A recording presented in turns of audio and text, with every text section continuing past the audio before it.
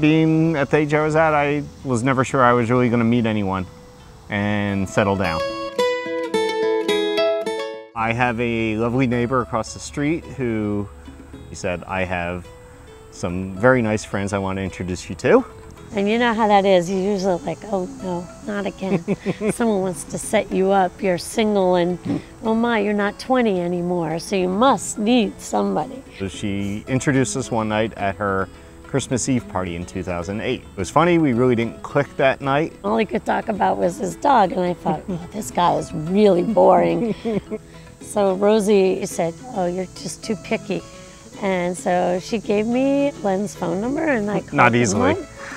And that was it. So I called him up about 2 weeks later and decided to say, let's go on a date. And we ended up talking all night. And that led to a second date, which we went on, and then I went away for 3 weeks on a cruise around South America.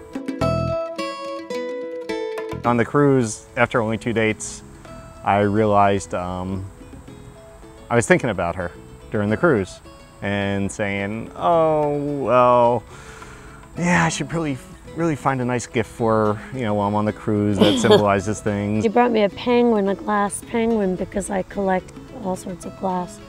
And penguins represent, actually, they mate for life. It seems like it's apropos. I had a stand-in dinner date with some friends. She was on her way home and I called her up. I said, oh, my friends canceled dinner. So why don't we just go out? And decided we're gonna go to a local seafood place that we both like.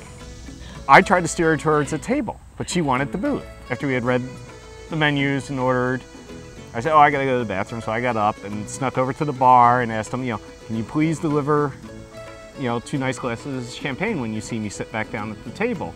I came back and sat down, but instead of sitting across from her, I sat down next to her in the booth. I had a little tip that something was happening, because when he sat on the same side of the booth with me, we don't usually sit on the same side of the booth, and then here comes champagne. So that kind of gave me the clue, and that's why I said to him, are you gonna make me cry now? Is this what I think it is? I looked at her, I said, yes, because you won't let me kneel. Because there's no way to kneel and propose in a booth like I wanted to, because she wouldn't sit at the table. So I sat there and I opened up the box and she just started crying. And I wouldn't stop talking because I was nervous. Until I told her, be quiet so I can ask you. I wouldn't let him propose. But she said yes. I did. And I'm so glad I did.